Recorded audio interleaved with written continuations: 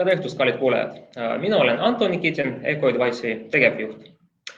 Täna on juba ma ei tea, mitmes kord me kohtume, aga me korraldame need webinarid 2 korda kuus, neljapäeviti. Täna meil külas nagu tavaliselt Tõnu Toompark. Tere, Tõnu! Tere, Anton! Tõnu meil räägib kinnisvaraturu statistikast.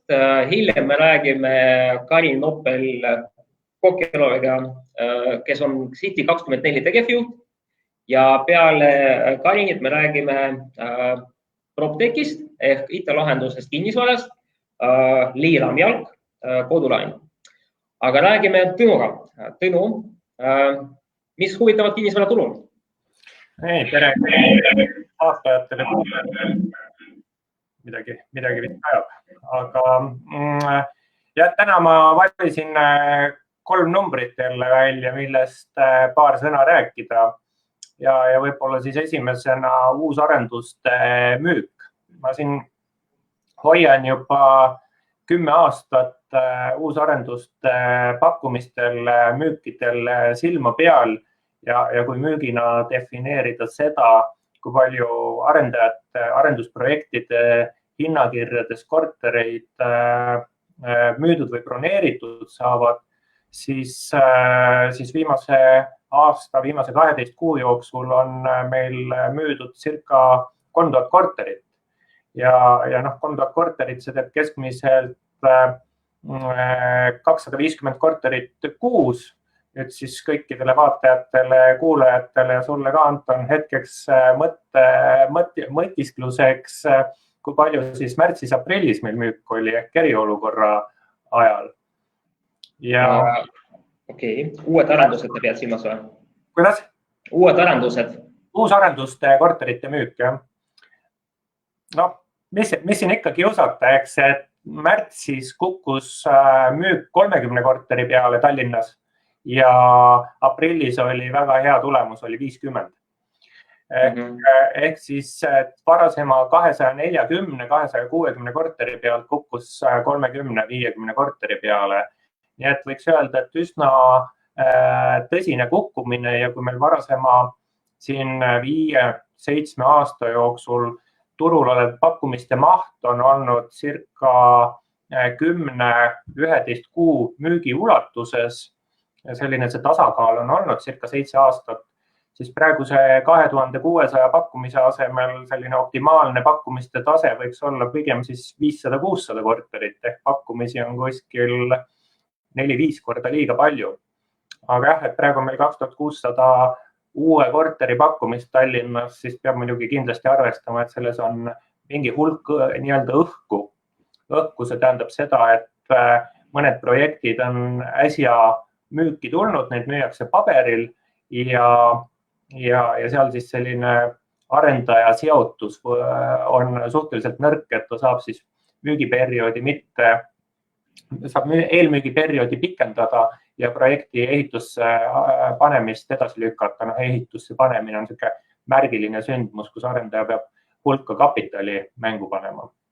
Ma korraks seletan võib-olla meie kuulajad, et mis tähendab müüdud. Et sa jälgid need kodulehed, on ju avaliku info, mis olemas ja kui korteri staatus muutub kodulehel, siis sa märgid endale, et see on müüdud. Ja? Et broneeritud müüdud, see on üks ja sama põhimõtteliselt. On ju? Selle asja sisu ei ole siis mitte juriidiline sisu, vaid selle asja sisu on majanduslik ostuotsuse langetamine. Kui kodulehelt korter maha võetakse ja teda enam arendaja müüa ei taha, siis võiks arvata, et ostja on ostuotsuse teinud. Ja ma olen ikka saanud mõnede märkimisväärsete arendajatega oma numbreid võrrelda ja ma olen alati oma numbritele saanud pigem kinnitust ja vahest harva on seal siis mingid ka olulised vahed ikkagi olnud. Oskad sa öelda, millised projektid tulid turule? Turule paari kuu jooksul nüüd, sa mõtled neid, mis nüüd sel aastal on tulnud kas eriolukorra ajal või ennem seda? Just eriolukorra ajal, jah. Eriolukorra ajal siin on näiteks, mul tuleb praegu pähe Astlanda Mäepealse tänava kõrval on meil Kivinuka tänav, seal on paar maja neil müüki tulnud. siis midagi on veel, aga ütleme, et see uute projektide peale tulemine on ikkagi praegu väga tagasihoidlik, pigem ollakse ootel ja eks tõenäoliselt arendajad täna lepivad ka sellega, et kavandatud eelmüügiperiood venib pikemaks, kui esialgu arvatud oli. No just Atlanta ma nägin tegelikult veel Viimsi tänaval. See on üks majad tervest kompleksist, on ju, aga nad just alustasid mingi 2 kuud tagasi, seal mitte midagi ei olnud. Praegu on paneelidest maja karp on enam-vähem nagu olemas või ma ei mäleta, võib-olla mingi 3. või 4. korrus. Et jah, ma panin ka tähele, et kui enamus arendajatest ütlesid, et nad uute arendustega ei alusta, jätkuvad ainult need, mis olid töös, siis seal tegelikult ikka täishooga tööd edasi. Jah, Atlanta Viimsi villa tuligi kuskil märtsi keskel minu meelest avalikku müüki ja Atlanta on teatud mõttes tavapärasest erineva strateegia ettevõtte. Nad on ennemgi alustanud ehitust ja hulk aega hiljem alles alustavad avaliku müügiga. Nemad kindlasti ei ole selline tavaline ja keskmist radapidi käiv kinnisvaraarendaja. Okei. Et ühesõnaga, ega numbrid on drastiliselt langenud, jah?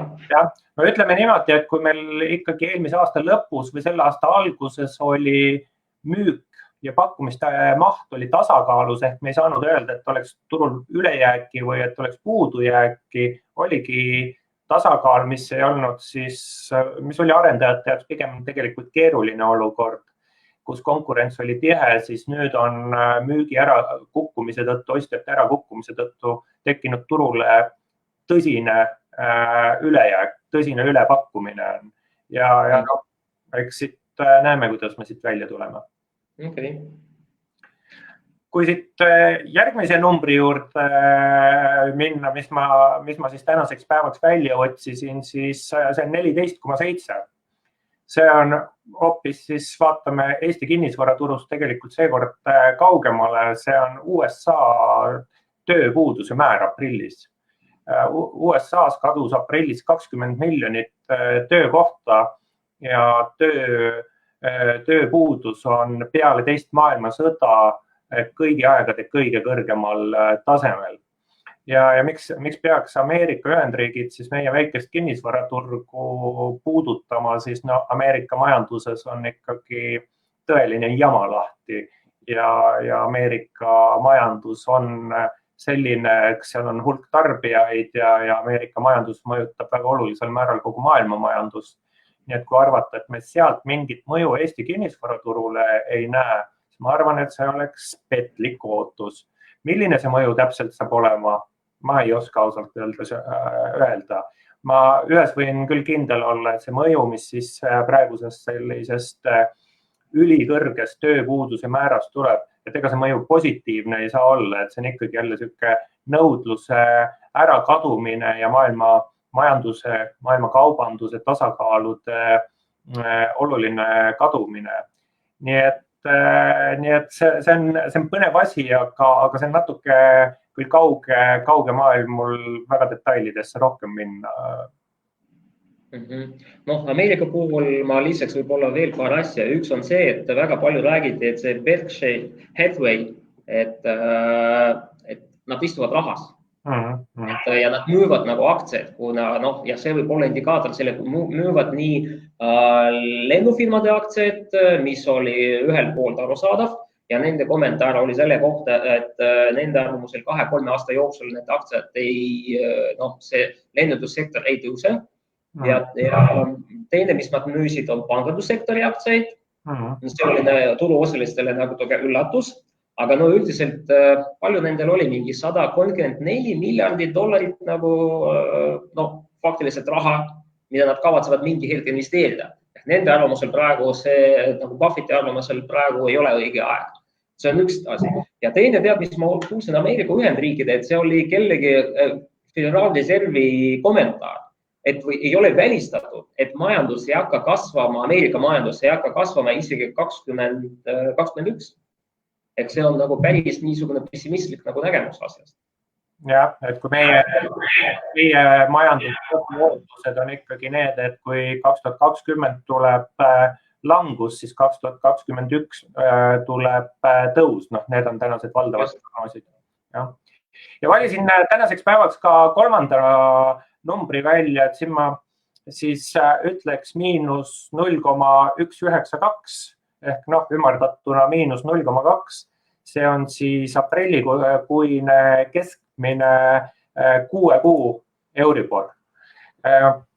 Euribor näitas meil siin, ütleme viimastel kuudel näitas enne eriolukorra kehtestamist niisugust väikest miinuse poole tiksumist õige aeglaselt, aga siiski mina, kes mul eluasemelaenu intressimäär on 0,5 miinus Euribor, siis minu eluasemelaenu intressimäär oli 0,08 siin vahepeal isegi.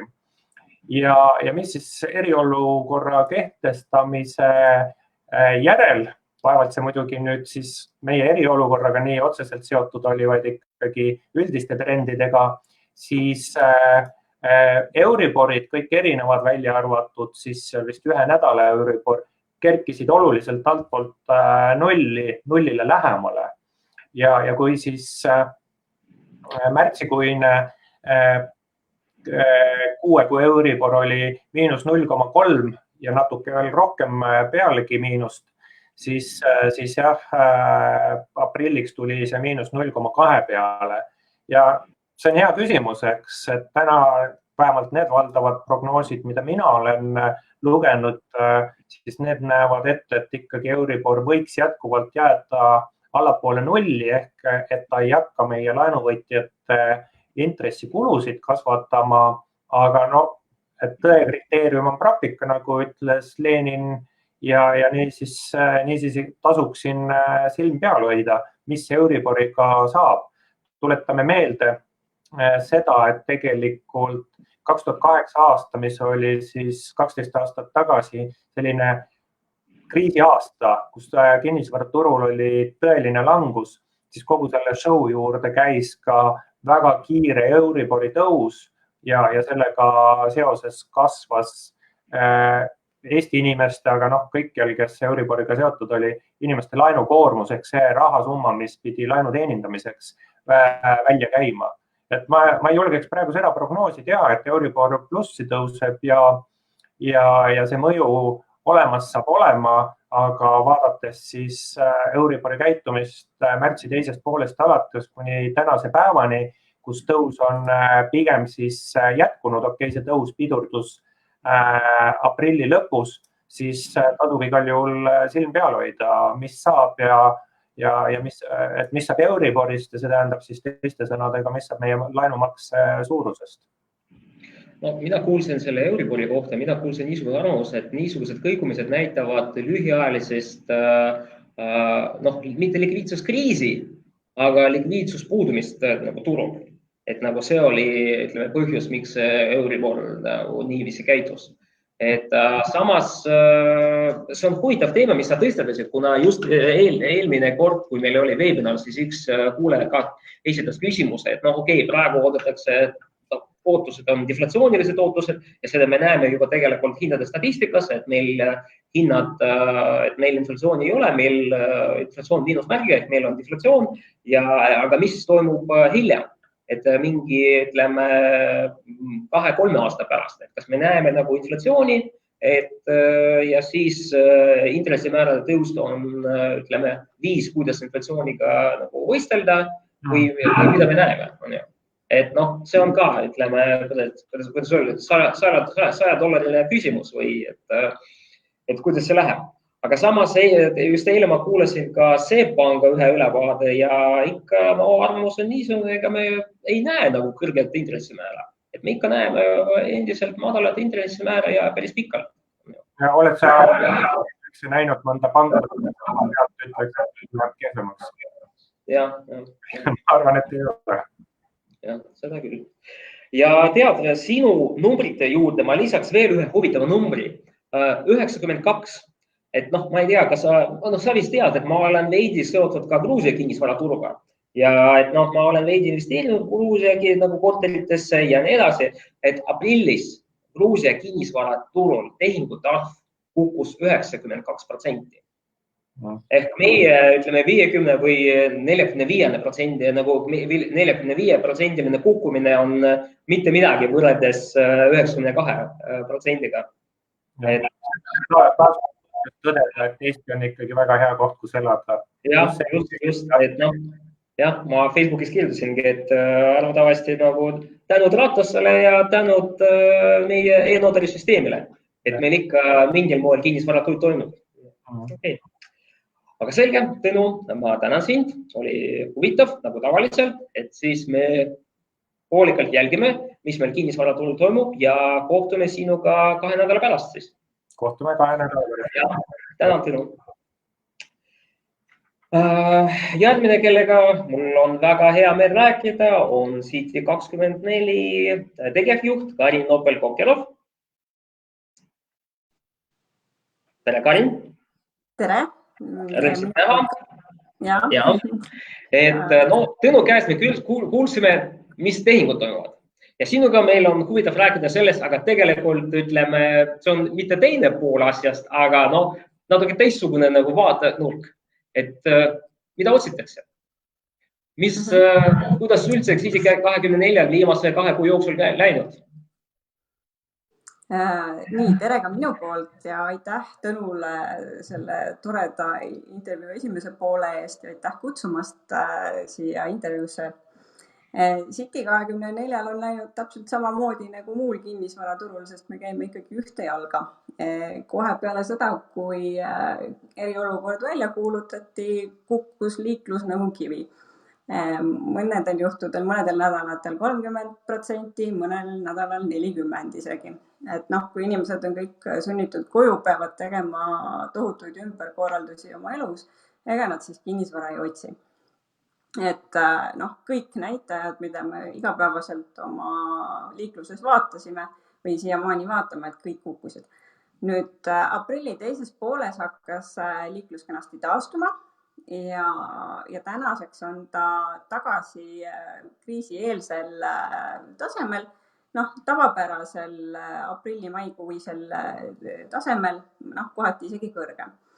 Aga nüüd, mis juhtus otsingutega, on see, et kui märtsis absoluutselt kõik otsingud kukkusid, siis aprillis nägime me topelt nagu tohutut tõusu korterite otsingutes, majade otsingutes ja huvitaval kombel siis on inimestele hakanud huvi pakkuma ka suvilad.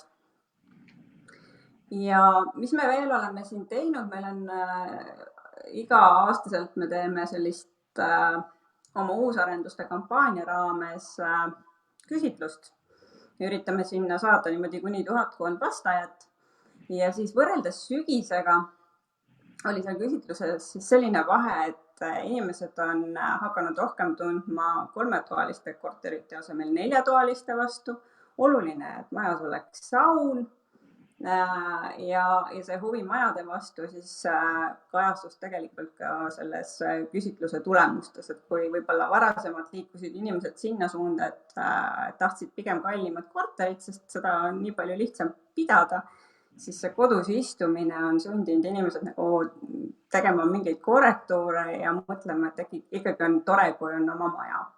Ja noh, kindlasti nagu see, mis tingib seda nagu tubade arvu suuruse muutust, on siis kodukontor. Ja noh, lapsed ka, et kui sul on vaja privaatselt süveneda, siis selle jaoks on vaja eraldi ruumi. Okei. No see on huvitav tegelikult, et see vaatajate arv nagu vähenes, kuna tavaliselt öeldakse nii, et kui inimesed istuvad kodus, mis nad teevad? Window shopping, et nad sirvivadki portaalid, vaatavad, mis müügis on ja nii edasi. Võib-olla see on ühel pool, et noh, emotsionaalne pool. Et ega inimesed ei mõelgi selle peale, et lihtsalt nagu võiks vaadata kinnisvara, et ega emotsionaalselt see kogu teema, viiruse teema mõjus, ikka mõjus. No tegelikult inimestel nii palju oma elukorraldust vaja ümber muuta, et see oli see, mis mõjutas, et vanemad pidid hakkama lapsi koolitama, siis ise pead tööd tegema, et noh, kui me vaatame City liiklust, siis seal on sellised nädalased hambad, et alati on kuskil seal nädala alguses, esmaspäev, teisipäev on kõrgem liiklus ja siis nädala lõpus on väiksem liiklus alati nagu madalam. Ja see selline sakkide tekkimine liiklusesse, see kadus täiesti ära, et meil oli kuskil märtsist aprilli keskpaigani oli selline ühtlane joon ikkagi seal liikluses, et jah, ja pärast seda on läinud liiklus ülesse. Et inimeste elukorraldused siiski nii palju on mõjutanud City liiklust ka, et see ei läinud ülesse kohe esimese hooga. Okay. No, mis puudutab nende toalisust, siis tegelikult see on üldse üllatus, et oli ikka nagu suur huvi kolmetoaliste vastu ka varem, kuna kui nii palju, kui mina nägin, et väga paljud arendajad olid kolmetoalistega korteritega hädas ja pidid just kolmetoaliste puhul pakkuma rohkem mingit lisaasju, kas parkimine või köök või mida iganes. Samas kahetoalised olid alati hea kaup ja neljatoalised olid hea kaup. Aga kolmetoalised olid niisuguse nagu vahepeal. Kuidas see huvi transleerub lõpuks ikkagi tulemuseks, et seda ju on väga keeruline hinnata, et ma näen seda, mida inimesed otsivad ja millised on nende unelmad, eks reaalsus on alati midagi muud, et mõni otsustab reaalsusest teha suurema ostu ja mõni vaatab, et tal on ikkagi mõistlikum finantsiliselt võtta see väiksem pind. Tegelikult ma usun, et me näeme edaspidi muutusega kinnisvaraarenduse kontseptsioonis. Et selles mõttes, et meil tekivad suuremates projektides suure tõenäosusega tekivad niisugused ühistööruumid. Ehk see ei saa nimetada, see on coworking space, aga see ei ole nagu päris kommerts coworking space, aga just maja elanikele. Ja ma usun, nagu see on lahendus.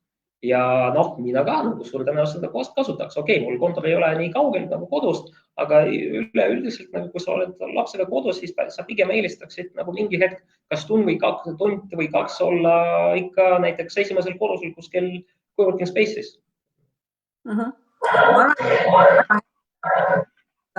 Ma tean, et seda suuremates linnades, kus on kinnisvara on tohutult kallis, ruutmeetri hind on ka tohutult kallis, et siis nendes korterelamutes tehakse selliseid coworking space ja pannakse sinna igasuguseid meelelahutusvõimalusi, siis sportimisvõimalusi, et jah, ma kujutan ette, et see on nagu väga-väga hea mõte, sest et vaadates seda, mis praegu toimub inimeste kodukontori harjumustes või selles, kui ruttu on kõik ümber lülitunud ja täna just oli vist Siivi keskuse uuring, kus tuli välja, et inimesed ei taha oma kodukontorist välja tulla ja tagasi kontorisse minna.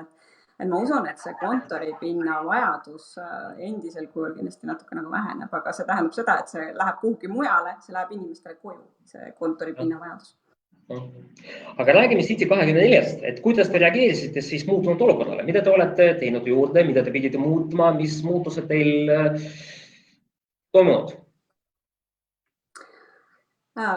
Kõige esimene muutus, mida me siis vaatasime ja tegime lähtuvalt sellest, et Facebooki tekkis väga palju korterite videosid ja virtuaaltuures. Me lisasime kiiresti võimaluse, et meie kuulutuse külge saab nüüd lisada video ja see tuleb siis ka otsingu tulemustes välja, et need, mis on videoga kuulutused. Ja ma arvan, et see selline virtuaalne esitlus, et see läheb järjest populaarsemaks, sest et tehnoloogiliselt on seda järjest lihtsam ja mugavam teha ja ma praegu neid videosid olen vaadanud, mis meile üles on pandud, siis need on väga head ja kvaliteetsed. Et virtuaaltuur oli meil juba enne ka olemas, et me nägime seda turgu, aga seda on ikkagi ta oli ennem mõeldud või kuna ta oli kallis, siis sellega reklaamiti ikkagi pigem eksklusiivset kinnisvara. Siis teine asi, mida me tegelikult nägime juba ette, et ilmselt hakkavad need hinnad varem või hiljem kukkumas. Meil on eraldi City's olemas selline hinnad alla sektsioon või rubriik, kuhu siis automaatselt tulevad kõik need kuulutused, mille hind on muutunud. Et sealt saab ilusti selle muutumise summa järgi ka sorteerida ja seesama sorteerimise võimalus on tegelikult ka tavalises otsingus. Et täna omanikud veel ei ole võib-olla nii valmis hindu alla laskma, aga ilmselt see varem või hiljem mingil kujul juhtub. Ja võib-olla kolmas asi, mille me välja tõime, on see, et kui inimene otsib midagi, ja ta ei leia, et on nagu kõik juba läbi vaadanud, tal ei ole nagu seda sobivat kinnisvara, mida ta saada tahaks, et siis City avalehel on päring maakleritele ja see siis võimaldab selle soovi laiali saata kõikidele City andmebaasi maakleritele, kes kindlasti võtavad ühendust selle kliendiga, kui neil midagi sobivat pakkuda on. Et tänases keskkonnas on ka see maaklerite töö kaunis fragmenteeritud, sest kontoris ju keegi omavahel kokku ei saa, et tehakse sellist kaugtööd, tehakse kliendiga, suheldakse, aga sellist nagu ühist koosolemist nii palju ei ole, kui võib-olla varasemalt. Need on sellised 3 asja, mis ma siis võib-olla City poole pealt välja tooks. No kui ma võrdlen näiteks 2008. aastaga, me just nagu enne veebinari algust arutasime, et oli tegelikult eraldi koduleht, kus jälgiti, kuidas arendajad alandavad oma hinnad. Ja praegu nii palju mina näen, et arendajad ega eriti hinnad ei alanda.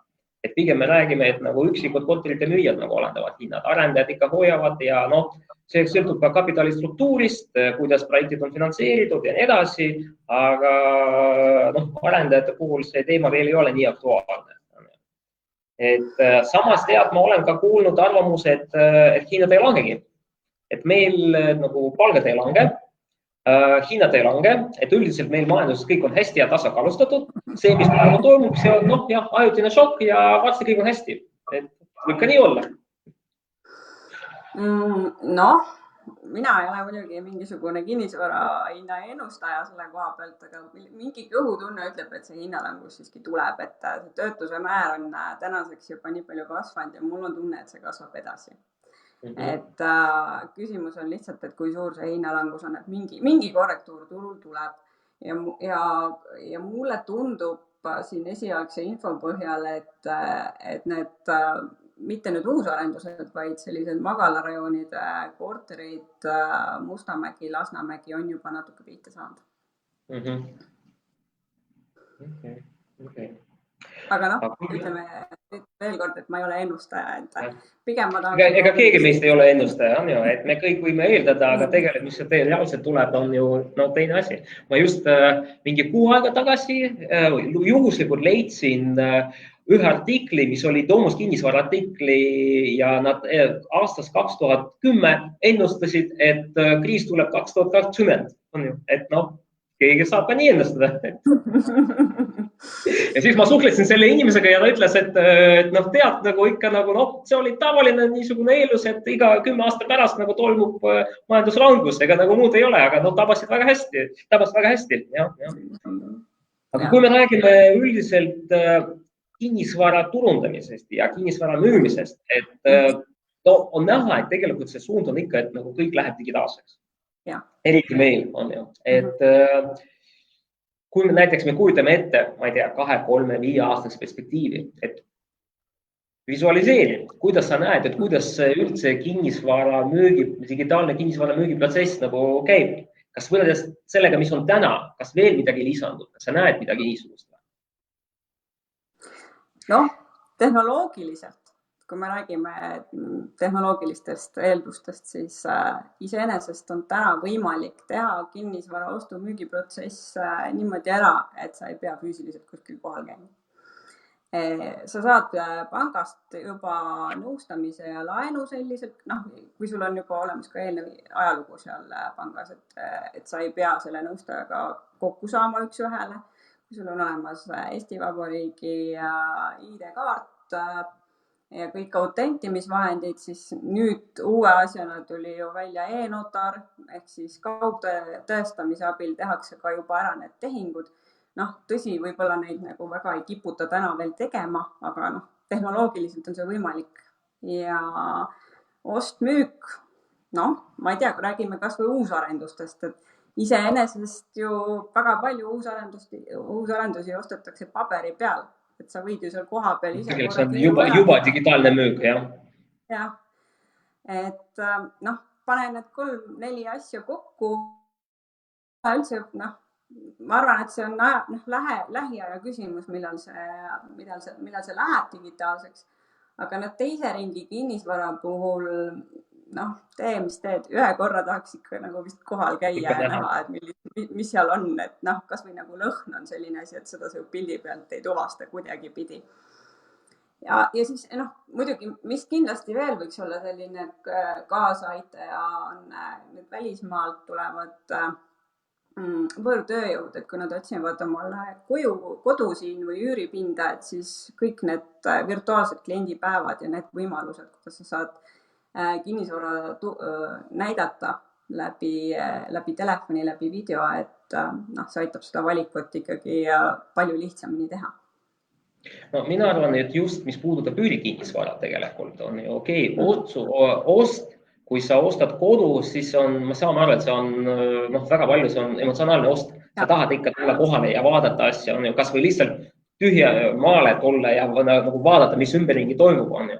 Aga mis puudutab nagu üürikinnisvara ja eriti, kui sa ei ole nagu pereinimene, kui sa ütleme üksi või paar, et võib-olla piisabki sellest, et sa lihtsalt vaatad seda virtuaaltuuri abiga, saad lepingut allkirjastada digitaalselt, ei peagi nagu kohale üldse minema. Et see, mis meie ka oma majas nagu arutasime, et meil on mõned projektid, kus me hakkame tegema nagu üüripinnad, siis me arutame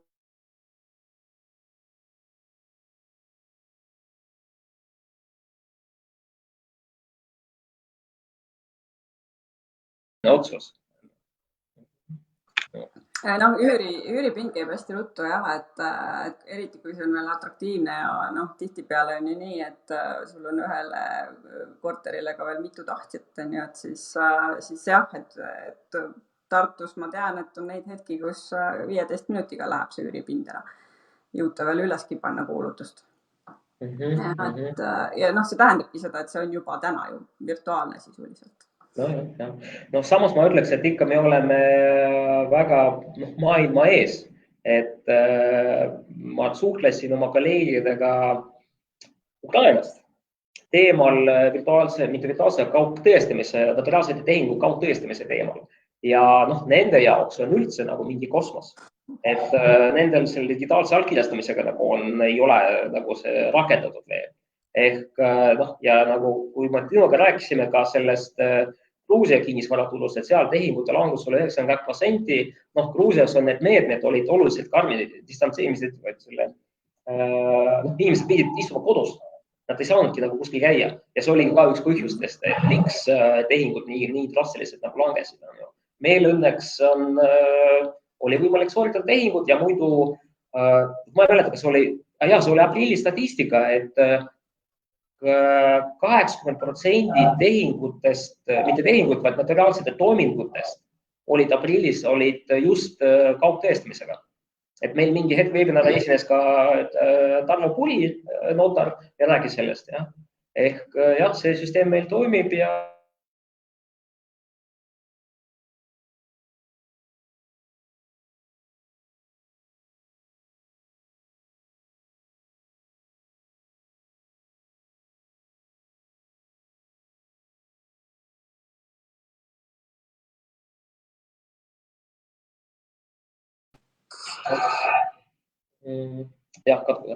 valime kinnisvara kodus lahkumata ja on kõik, et nagu siis füüsiline kontakt või füüsiline suhtlus muutub luksuskaubaks.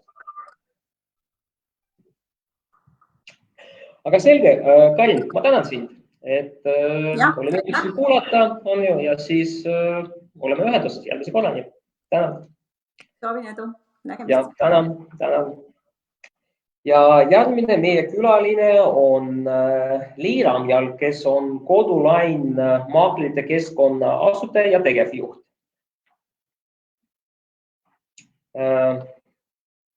Tere. Et nagu sa kuulsid, Karin City24 rääkis, et nendel on mingid uuendused, olid tehtud terve rida. Ta nimetas vähemalt 3 uuendust, mis oli tehtud nende portaalis. Ja mul on väga huvitav oleks kuulata Kodulaini kohta, et maaklerite keskkond. Aga nagu ma saan aru, et tegelikult see keskkond on rohkem ikka suunatud ostjatele, mitte maakleritele. Või kuidas? Tere kõigile, aitäh kutsumast. siin kuuldes nüüd eelnevalt siin Tõnu rääkimist ja Karini, et siis mul nagu niimoodi kogu aeg või ketras peas, et see kodulain ikkagi sündis väga õigel ajal, sellepärast et kogu see olukord, mis praegult on nüüd eriolukorraga kaasnenud siin kinnisvaraturul, kus ühtepidi kinnisvara tehingute arv kahaneb, teistpidi kinnisvaraga seoses probleemid ja mõtted ja need otsused inimeste peas ketravad võib-olla natukene rohkem ja tõsisemalt kui varem. Ja sellega seoses see kodulain nüüd, ta ei ole nüüd mõeldud nüüd just ostjatele. See on nüüd üks osa, et tegelikult on ju kodulaine keskkond see koht, kus inimene saab endale professionaalse abi oma kinnisvara tehingu tegemiseks. Soovita siis osta, paigutada siis raha investeerimiseks või siis müüa oma kinnisvara professionaalselt, sest praegult, kus on see turuseis ja nüüd, kui kuulsime, et see Karin rääkis erinevatest nendest numbritest, kus kõigepealt see vaadatavus langes, teistpidi hinnad langevad, siis ma arvan, et praegult on väga oluline see, et professionaalne abi professionaalse usaldusväärse maakleri poolt on hädavajalik. Räägi, kuidas kodulain töötab, on ju, et tegelikult ma eksisin, ma tahtsin öelda, et see on rohkem müüjatele kui ostjatele, on ju, aga räägi sina, kuidas see töötab, on ju, et ma satun kodulain kodulehele, mis edasi? Jah, tegelikult nii ongi, et see kodulain sündis sellest, et ma olen ise olnud juba 3 aastat kinnisvara valdkonnas maaklerina töötanud ja üsna alguses ma sain kohe aru, et siin on ikka üht-teist veel ikkagi sellises natukene vanemas ajas, kus väga paljusid protsesse oleks võimalik digitaliseerida. Kuuldes nüüd erinevaid lugusid ka maakleritest, kus ollakse pettunud ja võib-olla maakler ei oska alati ennast professionaalselt väljendada ja tööd pakkuda, siis samas jällegi nähes, kui palju on Eestis professionaalseid ja häid maaklereid, kes teevad südamega oma tööd, kes on võtnud selle endale kutseks ja pakuvad parimat teenust, siis lihtsalt tekkis idee pakkuda võimalust inimestel näha, mida maakler siis oma vahendustasu eest teeb.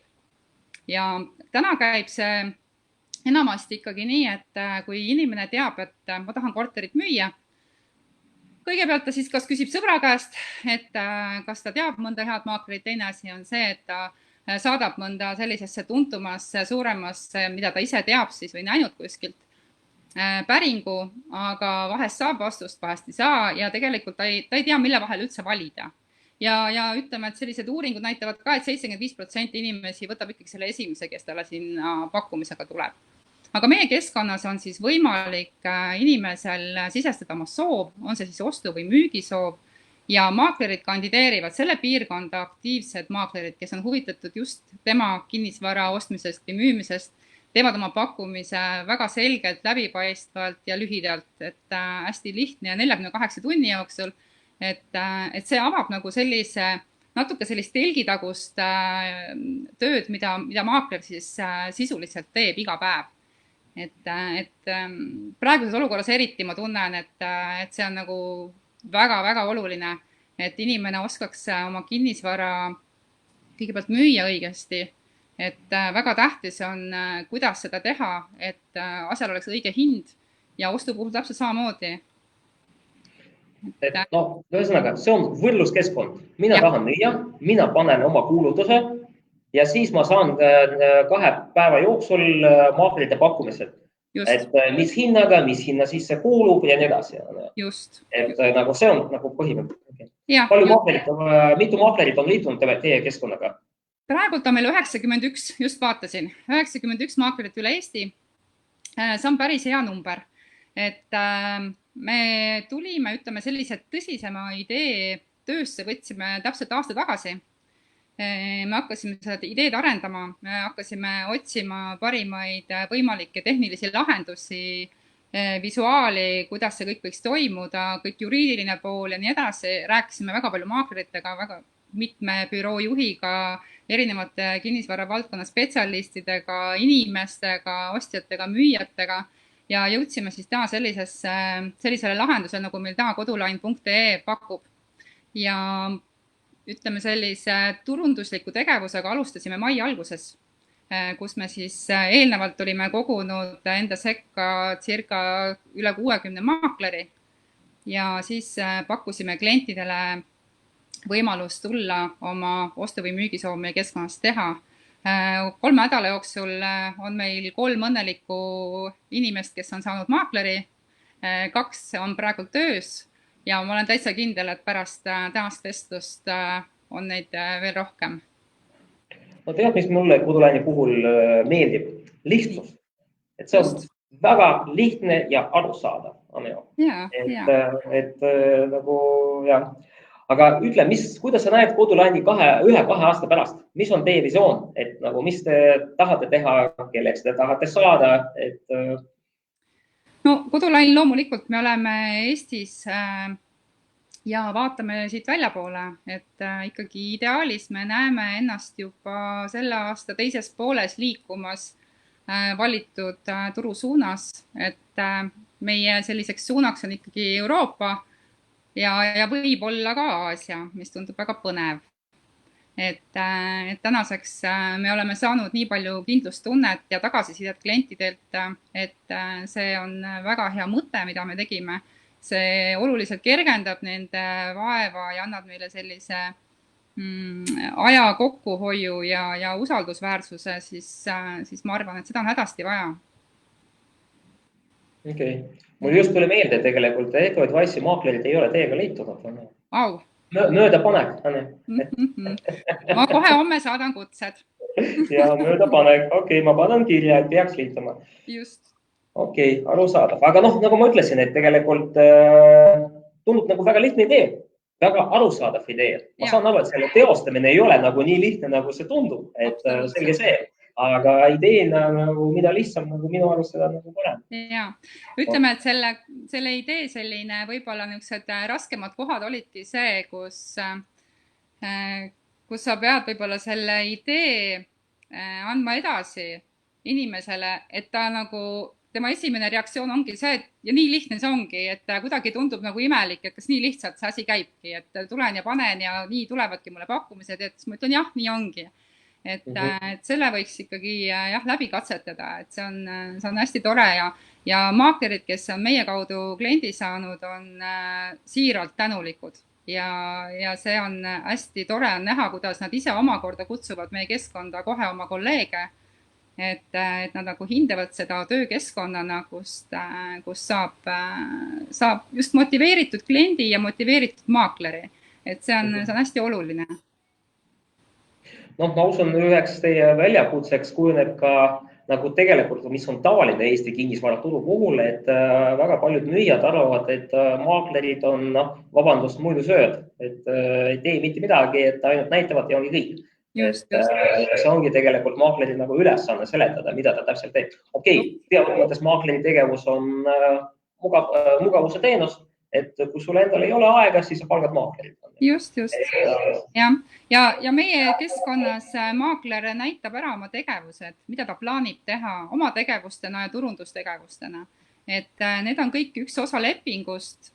Väga tähtis on sõlmida maakleriga leping, et see võtab ikkagi mõlemale osapoolele kohustused ja vastutuse selle eest, et meie väga hindame professionaalsust ja usaldusväärsust, et me oleme ise seda liini hoiame, me ise käitume eetiliselt ja ootame enda hulka ka eetiliselt käituvaid maaklereid ja seeläbi me parandame kogu suhtumist Eesti maakleritesse ka kõikide inimeste poolt.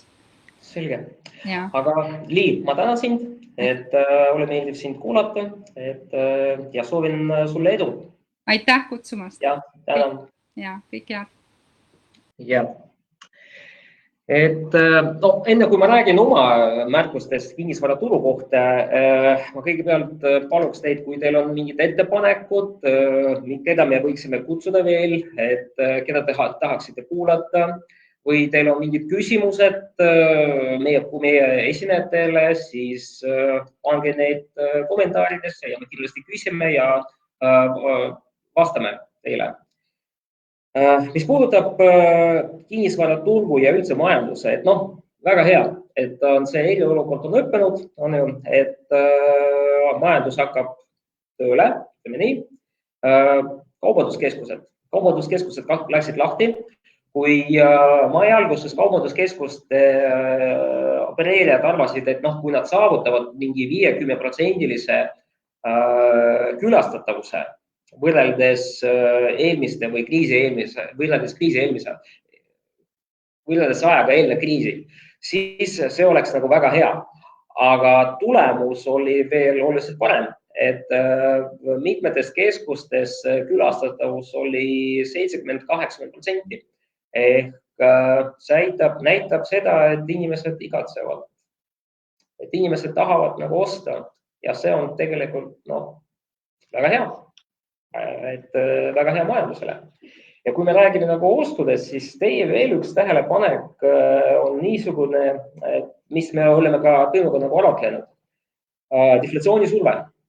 Et praegu me juba näeme hindades, et üldiselt hinnad langevad.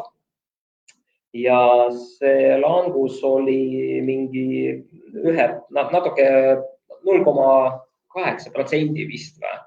Et see näitab seda, et see tegelikult on deflatsiooniline surve ja see deflatsioon kujuneb tegelikult väljakutseks mitmetele riikide majandustele.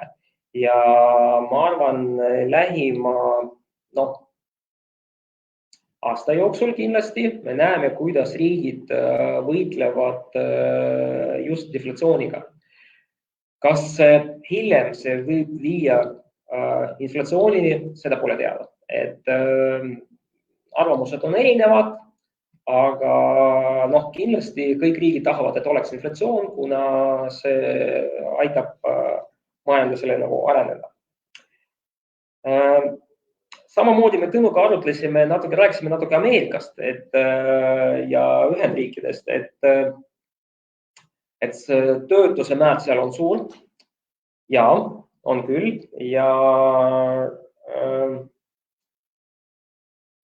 üks arvamus oli see, et tegelikult majandus võib olla Ühendriikides ei hakka kasvama isegi 2021.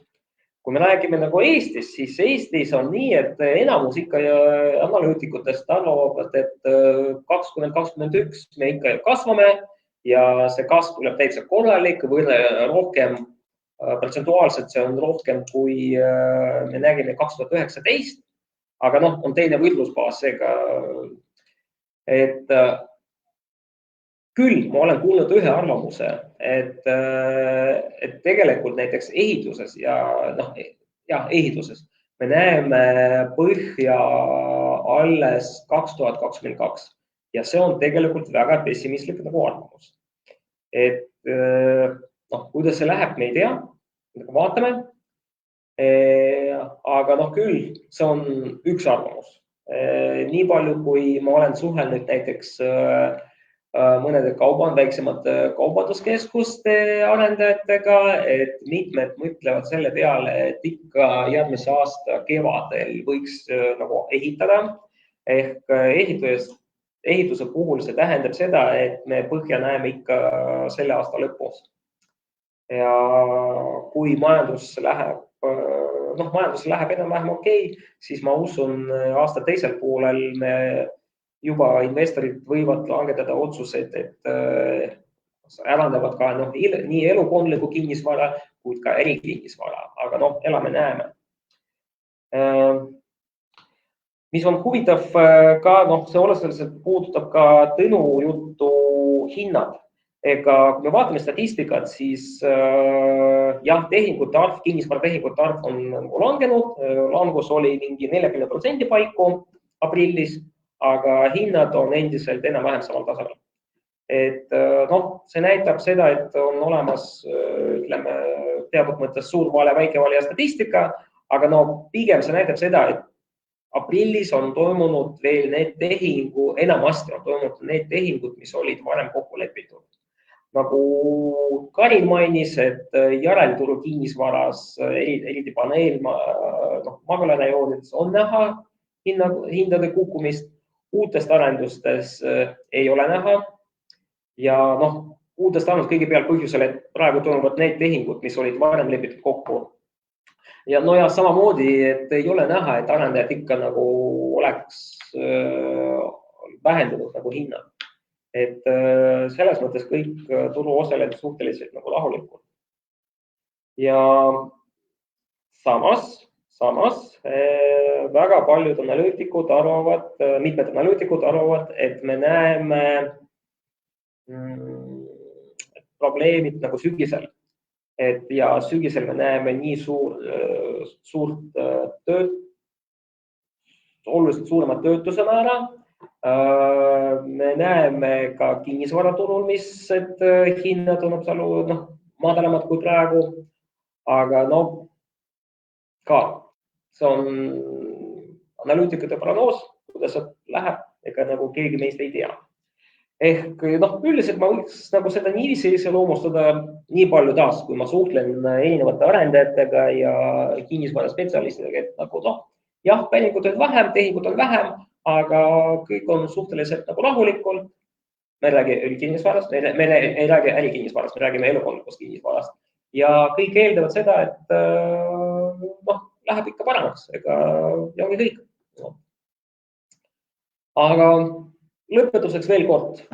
Esimene, mul on väga hea meel, et ikka tunnete huvi meie webinaride vastu. Et meil seekord tundis huvi Facebookis mingi 450 inimest, see on rekord. Me jätkame webinariga 2 korda kuus. Meil on, minu jaoks on väga huvitav näiteks selle PropTechi teema, mida ma ise valin nagu need ettevõtted, keda ma tahaks teile tutvustada. Ja veel kord, teie tagasiside on teretulnud, kirjutage, et soovitage keda kutsuda, esitage küsimuse, me oleme aktiivsed, vastame teile. Ehk siis tänaseks kõik ja ma soovin teile head õhtu jätku. Nägemist!